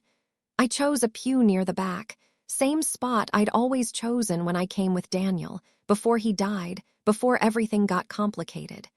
The organ was playing something soft and contemplative. People were settling in, opening bulletins, greeting neighbors. Then I felt it, the shift in energy when people noticed me, whispers spreading like ripples in water, heads turning, eyes widening. The woman in front of me leaned to her husband and said, just loud enough for me to hear, "That's her. That's the Admiral." By the time the service started, half the congregation was stealing glances at me. I kept my eyes forward, hands folded in my lap, breathing steady. This was the price of visibility. Everyone looking, everyone knowing, everyone having opinions about who you were and what you'd done. Pastor Miller, 65 and kind, welcomed everyone and announced that before the regular service, Richard Harrington had requested time to address the congregation. My father stood from the front pew, moving slowly, and walked to the pulpit. He looked smaller than I remembered, diminished not just by age but by something heavier. He gripped the edges of the pulpit with both hands, steadying himself. When he spoke, his voice cracked on the first word. I need to tell you all something that shames me deeply. For 33 years, I've been lying to you about my daughter, Catherine. The sanctuary went absolutely silent. Even the children stopped fidgeting. I told you she dropped out of the Naval Academy because she wasn't strong enough. I told you she worked a menial job because she lacked ambition. I told you she lived off her dead husband's insurance because she couldn't provide for herself. Every single word of that was false. He looked up, found me in the back pew, held my gaze. The truth is that my daughter is a Vice Admiral in the United States Navy. She's the founder of a company that has generated over $2 billion in defense contracts. She's saved thousands of lives through technology she designed. And she has a net worth of $78 million. The gasps rippled through the sanctuary like wind through leaves. I lied about her because I was afraid that her success made my own accomplishments look small, afraid that if I admitted how brilliant she was, I'd have to confront my own mediocrity. So I tore her down. I made her small in your eyes so I could feel big. His voice broke. He had to stop, take a breath, wipe his eyes. But she never fought back. She never corrected me. She let me lie, let me diminish her, because she knew I needed it. Because she loved me more than I deserved. And I will spend the rest of my life trying to earn the forgiveness I don't deserve and probably won't receive. He stepped away from the pulpit, walked back to his seat, sat down heavily. My mother took his hand. Pastor Miller, clearly unprepared for this level of public confession, stood awkwardly for a moment before suggesting we move into a time of prayer. After the service, people surrounded me, not to offer condolences or pity, but to apologize. I'm so sorry we believed him. We should have known better. You always carried yourself with such dignity. Can you forgive us for being so blind? I shook hands, accepted apologies, told them there was nothing to forgive. They hadn't known. How could they? I'd been an active participant in my own erasure. My father waited by his car in the parking lot, not approaching, just waiting to see if I'd acknowledge him. I walked over slowly, aware that people were watching, that this moment would be discussed over Sunday lunch tables across Charleston. You did what I asked. It was harder than I expected, admitting that out loud, seeing their faces. Good, it should be hard. Truth usually is. He nodded, looked down at his shoes. Your mother wants to know if you'll come to dinner tonight. Just family, no expectations. She wants to cook for you. I thought about it. Thought about sitting at that dining room table where I'd been made small so many times. Thought about whether I was ready to occupy space there as who I actually was. Tell her yes. 6 o'clock. But Dad, if anyone makes a comment about how I should have told you sooner, if anyone tries to make this about my choices instead of yours, I'm walking out. We clear. Crystal clear. Monday morning, I drove to Silent Tech headquarters in North Charleston. The building was 15 stories of glass and steel, modern and anonymous, the kind of place you drive past without a second glance.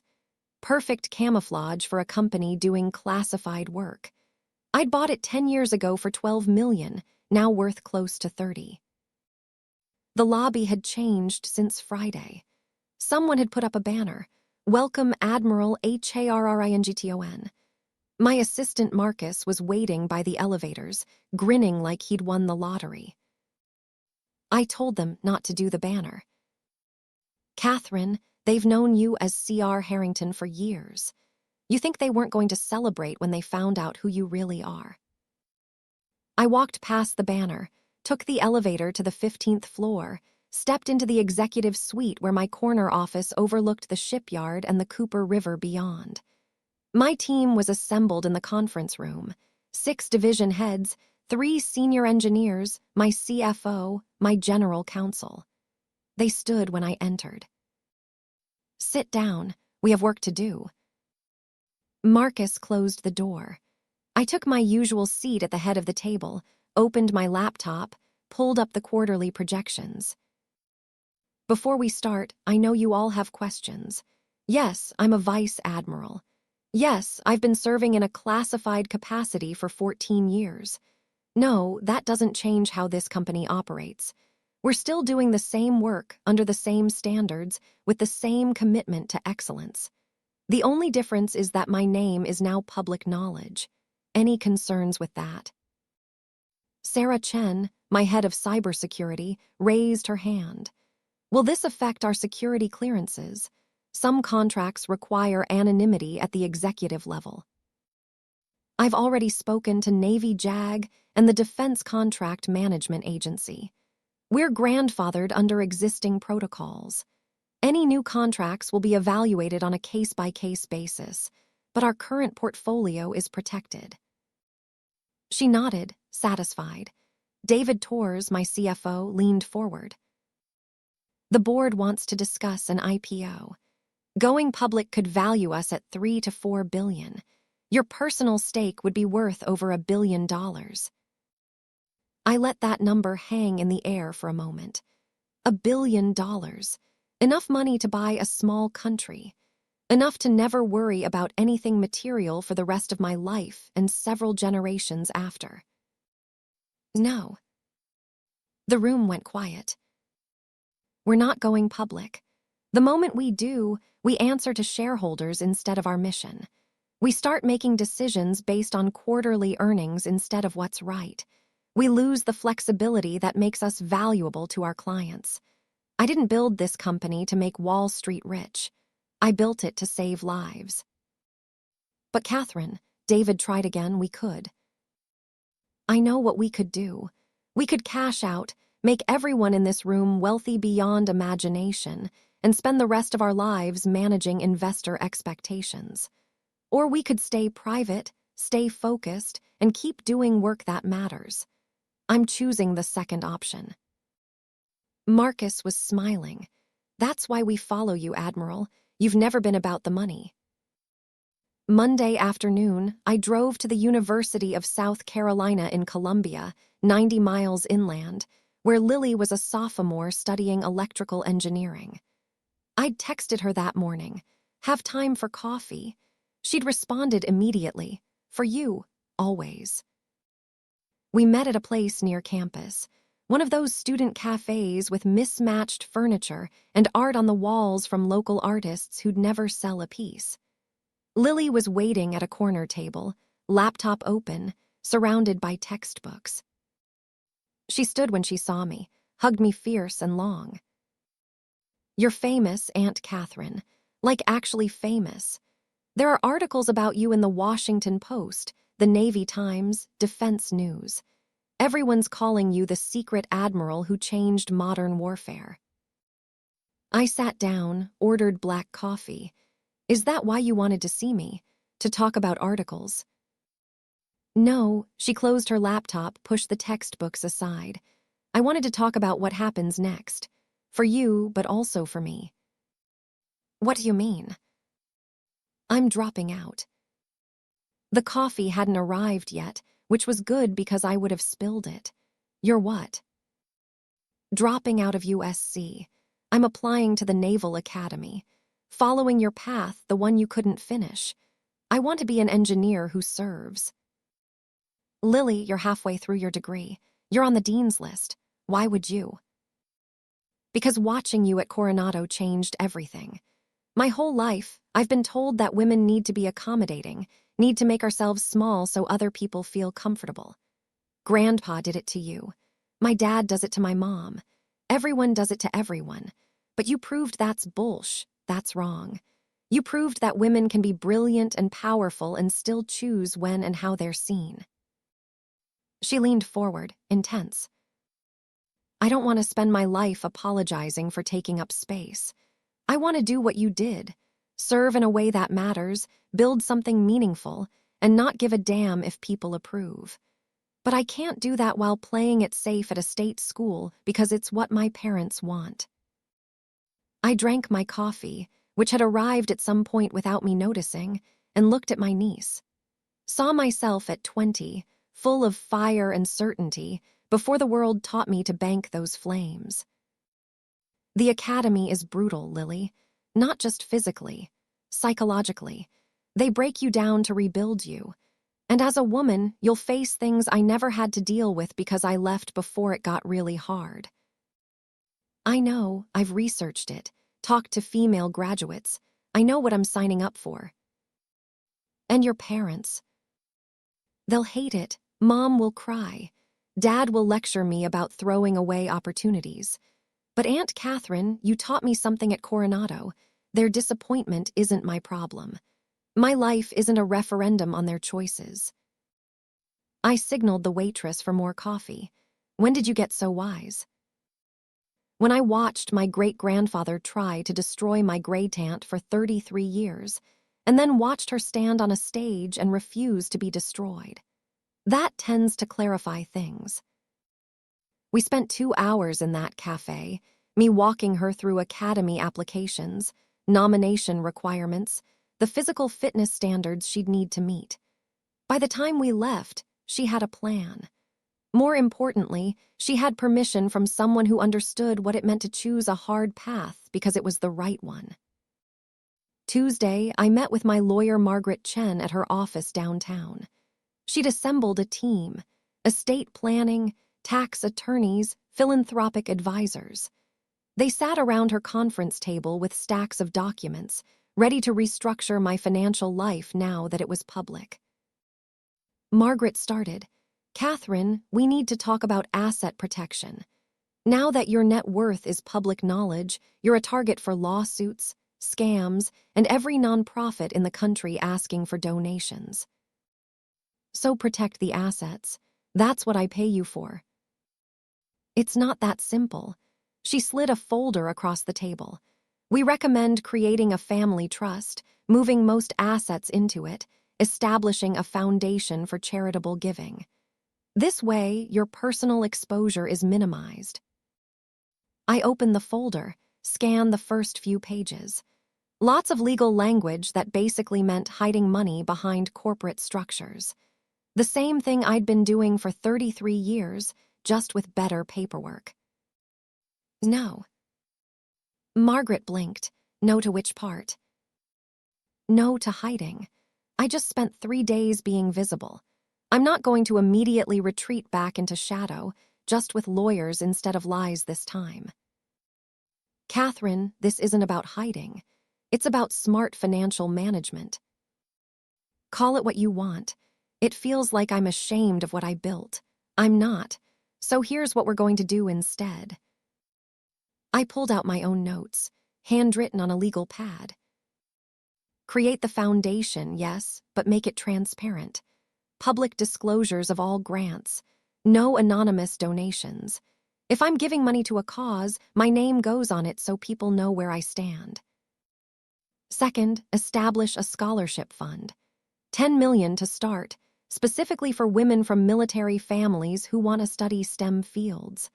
Full ride scholarships, no strings attached except they have to pay it forward when they graduate. Third, I want to endow a chair at the Naval Academy, Department of Engineering. Focus on technology that saves lives, not technology that takes them. Call it the Daniel Harrington Chair, after my husband. Margaret was writing fast, her team scrambling to keep up. And finally, I want to invest in small defense contractors run by women and minorities. Not charity. Real investments with real returns expected. But I want to use my capital to create opportunities for people who have been shut out of the old boys club. How much are you thinking of allocating? $20 million to start. We can adjust based on returns. The room was silent. Margaret put down her pen, looked at me with something like awe. Catherine, most people who come into wealth like this, their first instinct is to protect it. Yours is to deploy it. I spent 33 years hoarding in secret.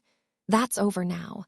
Money sitting in accounts isn't doing anything except making more money. I want mine to do work. Wednesday night, I went to my parents' house for dinner. The yellow Georgian on Rainbow Row, magnolias in the garden, walnut paneling in the living room. Nothing had changed physically, but everything felt different. My mother answered the door. hugged me before I could decide whether I wanted to be hugged, pulled me inside with trembling hands. I've cooked your favorites: shrimp and grits, collard greens, cornbread. I know you probably eat fancy food now in that penthouse, but I thought maybe. Mom, I eat Chinese takeout and cereal most nights. Shrimp and grits sounds perfect. My father was in the living room, standing by the fireplace like he needed the physical support. He'd aged 10 years in 1 week. The veteran's jacket was gone, replaced by a simple cardigan. He looked at me with an expression I'd never seen before: uncertainty. Catherine, thank you for coming. We sat at the dining table, the 3 of us, with enough food for 10 people because my mother cooked when she was nervous. For the first few minutes, nobody spoke. Just the clink of silverware, the sound of eating. Then my father cleared his throat. I've been thinking about what you said, about earning forgiveness through changed behavior. I want to know what that looks like. Specifically, give me a list. I put down my fork. Dad, forgiveness isn't a transaction. I can't hand you a checklist and say complete these items to unlock my approval. Then how do I make this right? You don't. You can't make it right. You can only do better going forward. My mother's hands shook slightly as she served more grits onto my father's plate, a nervous gesture I remembered from childhood. She was terrified we'd fight, terrified I'd leave, terrified this fragile piece would shatter. What does better look like? My father wasn't giving up. I thought about it, looked at the man who'd spent decades tearing me down, now sitting across from me willing to be rebuilt. Better looks like, when people ask you about me, you tell them the truth, not to brag, but to acknowledge who I actually am. Better looks like, you stop defining success as looking like you. Better looks like, you treat Mom like a partner instead of an accessory. He absorbed that, nodded slowly. I can do those things. And one more thing. I looked at my mother. Mom, I'm creating a scholarship in your name. The Victoria Harrington Scholarship for women over 50 who want to go back to school. Because you spent your whole life supporting other people's dreams, and it's time someone supported yours. My mother started crying. Not delicate tears, but deep sobbing that shook her whole body. I'd never seen her cry like that. Never seen her let herself feel something so completely. I don't have dreams, Catherine. I'm 73 years old. I'm just trying to get through the day. That's what happens when you spend 50 years making yourself small. You forget you were ever big. But Mom, it's not too late. What did you want to be before you married Dad? She wiped her eyes with her napkin, looking confused by the question. I wanted to be a nurse, not just a volunteer or a candy striper, a real nurse. I had a scholarship to nursing school, but then I met your father and he needed a military wife, someone to host dinners and organize events, and I just thought that was what you did. You put your husband first. So go to nursing school now. I'm 73. And you'll be 77 when you graduate, but you'll be 77 anyway. Might as well be a nurse while you're at it. My father was staring at my mother like he'd never seen her before. Victoria, I didn't know you wanted to be a nurse. I told you on our second date. You said military wives didn't work. They served through their husbands. I was an idiot. Yes, you were. They looked at each other across 50 years of marriage, and something shifted between them. Some old pattern breaking, some new possibility opening. Thursday morning, I woke up to an email from Admiral Sandra Martinez. Subject line, opportunity. Catherine, I've been asked to recommend candidates for a new position, Director of Naval Innovation Technology. Civilian role, Pentagon-based, reports directly to the Chief of Naval Operations. Your name is at the top of my list. Interested.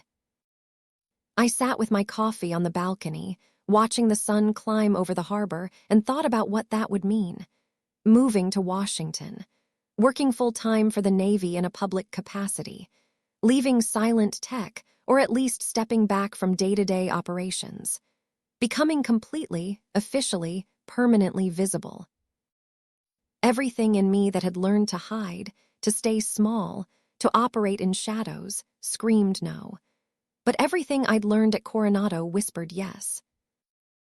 I called her instead of emailing back. Sandra, tell me the truth. Is this actually the best use of my skills, or is this the Navy trying to control the narrative by bringing me inside the tent? Little of both, if I'm honest. They're nervous about you being a loose cannon with too much knowledge and too much independence. But they also genuinely need someone with your expertise to modernize naval technology. You could do a lot of good in this role. At what cost?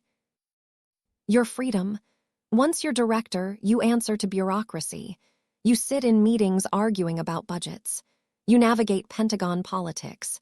It's a different kind of war, Catherine, and it's exhausting. I'm 61 years old, Sandra. How many more wars do I have in me? Only you can answer that. I told her I'd think about it, ended the call, sat on my balcony watching ships move through the harbor, thinking about legacy and impact and how you measure a life well lived. Friday afternoon, I received an unexpected visitor at Silent Tech. Benjamin, still in San Diego for another week of training, had flown cross-country on his day off. Marcus called up from the lobby. Your nephew is here. Should I send him up?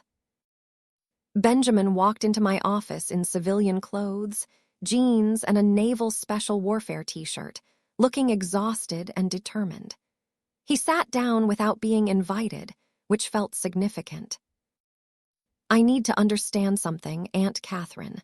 All those years when I was struggling through Bud S, when I was deployed and scared and wondering if I'd make it home, you were watching. You were protecting me. Why didn't you tell me? Would it have helped you to know? Yes, no, I don't know, but it feels like you didn't trust me. I didn't trust you with the information. There's a difference. Benjamin, you were 22 when you graduated Annapolis.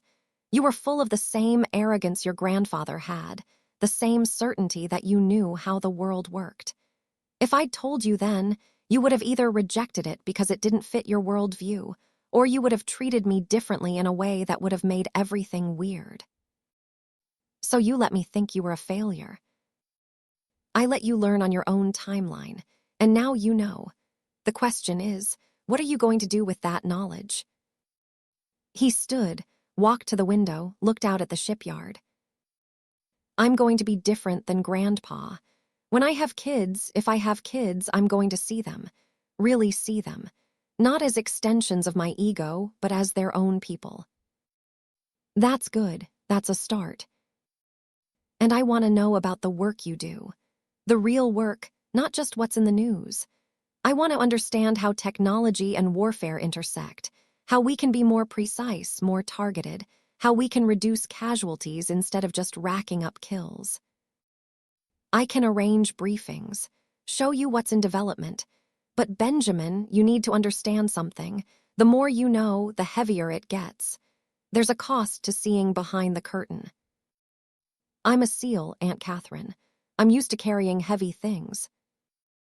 Not like this you're not, but okay, I'll show you. And when it gets too heavy, you tell me and we'll stop. He nodded, moved toward the door, then turned back.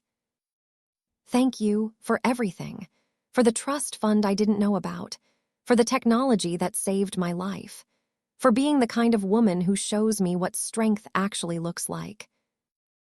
After he left, I sat at my desk for a long time, thinking about visibility and legacy and what it meant to be seen.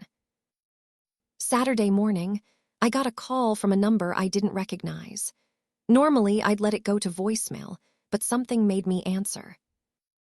Admiral Harrington, this is Aaliyah Washington. We met briefly at Annapolis last week when you announced the scholarship fund. I'm the student who received the first Catherine's Promise scholarship. I remember. Electrical engineering, right? Your parents wanted you to be a nurse. Yes, ma'am. I wanted to call and tell you that because of your scholarship, I don't have to choose between my family and my future anymore. I can study what I love and still honor my parents. You gave me that gift. Her voice cracked slightly. But I also wanted you to know that it's not just about the money. It's about what you represent. You're proof that women can be brilliant and powerful without asking permission. That we can build empires in silence and reveal them on our own timeline. That our worth isn't determined by who sees us, but by what we know we've done. I had to close my eyes against sudden tears. Aaliyah, can I tell you something? Yes, ma'am. You're going to face people who try to make you small. Professors who don't believe you belong in engineering. Classmates who assume you're filling a quota. Family members who think you should have stayed in your lane. And every single time that happens, I want you to remember that your intelligence isn't a gift someone gave you that they can take away. It's yours. You earned it. Nobody gets to diminish it. I will, Admiral, I promise. After we hung up, I opened my laptop and drafted an email to Sandra Martinez. Sandra, tell the CNO I'm interested in the director position. But I have conditions. I maintain ownership of silent tech. I get final say on which technologies we pursue and which we shelve. And I get to build my own team without interference from people who think diversity is just checking boxes. If they can agree to those terms, I'll move to Washington and help the Navy drag itself into the 21st century. If they can't, I'm happy to stay in Charleston and consult from a distance. Her response came back in 10 minutes. Catherine, you just made my entire year. I'll start negotiations Monday. Welcome back to the arena. Sunday evening, I hosted my first dinner party in the penthouse. Small group. My mother, Lily Margaret Chen, Sandra Martinez, who'd flown in from California, and Sarah Chen from Silent Tech. No men, because I wanted to see what happened when women with power gathered without needing to manage male egos. The food was catered from slightly north of Broad, one of Charleston's best restaurants. The wine was from my personal collection, bottles I'd been saving for a special occasion, though I'd never known what that occasion might be. We sat on my balcony as the sun set, the bridge lights coming on, the city glowing below us. My mother, wearing a dress I'd bought her that actually fit properly instead of hanging like a sack, raised her glass. To Catherine, for teaching us that silence can be a choice instead of a sentence. We drank, then Lily stood. To women who build empires in the dark and reveal them in the light. We drank again. Sandra stood next. To the next generation. May they never have to hide who they are to keep other people comfortable. Margaret was next. To using power for something beyond accumulation. To deployment over hoarding. Sarah Chen, my cybersecurity chief, stood last. To Admiral Catherine Rose Harrington, who proved that the most dangerous weapon is a brilliant woman who's tired of asking permission. We drank until the bottle was empty, then opened another. We talked about money and power and visibility, about the cost of being seen and the cost of hiding, about legacy and impact and how to measure a life. At midnight, after everyone had left except my mother who'd had too much wine to drive, we sat on the balcony looking at the city. Catherine, she asked quietly, do you think you'll ever really forgive your father? I don't know, Mom. Forgiveness isn't a switch you flip. It's a process. Some days I think I'm there, and then I remember something he said or did, and the anger comes back. He's trying. I know he is, and I appreciate it, but trying doesn't erase 33 years of harm. She nodded, understanding. Then I enrolled in nursing school. Online program through MUSC. Start in January. I turned to look at her. Mom, that's incredible. I'm terrified. I'm 73 years old. I don't know if my brain can still learn like it used to. Your brain is fine. And you know what? Even if you struggle, even if it takes you twice as long as everyone else, you'll still be doing something for yourself instead of living through other people. That matters. She reached over, took my hand. I'm sorry I never stood up for you. All those years, watching your father tear you down, I should have said something. I should have protected you. Mom, you were surviving in your own way. I don't blame you for that. But I should have been braver. Maybe, or maybe we're all doing the best we can with what we know at the time. The important thing is we're changing now. We sat in comfortable silence, mother and daughter, both of us learning to take up space. Monday morning, I drove to the Naval Academy at Annapolis.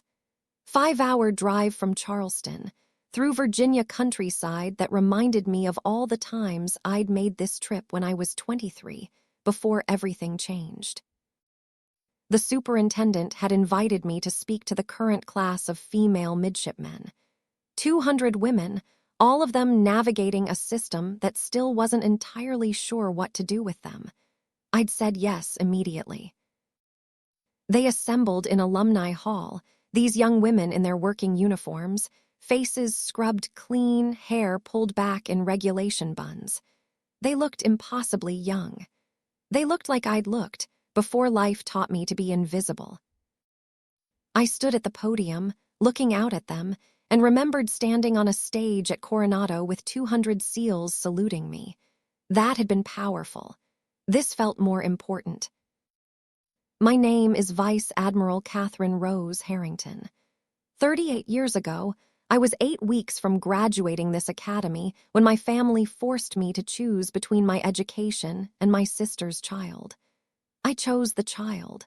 I've spent the last 3 decades wondering if I made the right choice. The room was absolutely silent. I'm here to tell you that there is no right choice. There's only the choice you make and what you do with it afterward. I chose to leave. I chose to raise my nephew. And then I chose to build a life in secret, accumulating wealth and power and influence while everyone thought I was a failure. Some of you will face similar choices. Family versus career, love versus ambition, safety versus risk. And when you face those choices, people will tell you there's a right answer. There isn't. There's only your answer. I walked away from the podium, closer to them. But here's what I learned. Your worth isn't determined by which choice you make. It's determined by how you refuse to let that choice define your limits. I didn't graduate from the academy, but I became an admiral anyway. I didn't serve in the traditional path, but I saved more lives than most people in uniform. I didn't follow the rules, but I honored the oath. One of the midshipmen raised her hand. I nodded. Ma'am, how did you know when it was time to stop hiding? When it was time to be visible? Honestly, I didn't know. I just got tired. Tired of being small. Tired of pretending. Tired of making other people comfortable at my own expense. And one day, I decided being uncomfortable with the truth was better than being comfortable with the lie. Another hand. What would you say to the people who think you should have told your family sooner? That you wasted 33 years? I'd say they're entitled to their opinion, and their opinion is based on not living my life. Only you know what you can carry. Only you know when the weight becomes too much. Don't let anyone else tell you when you should or shouldn't reveal yourself.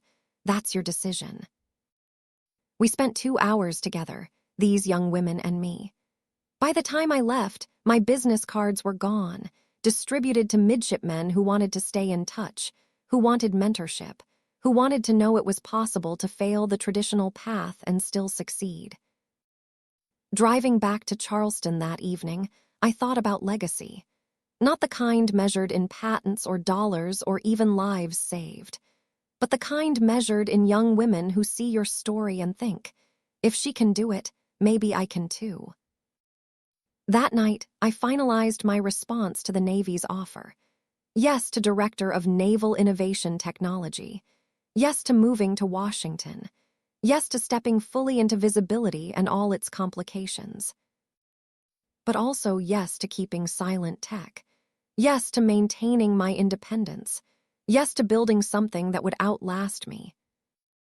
I was 61 years old. 33 years I'd spent invisible. However many I had left, I'd spend them being seen. Not because visibility was comfortable, but because I'd finally learned that comfort was overrated. The truth, I'd discovered, was worth the discomfort of being known.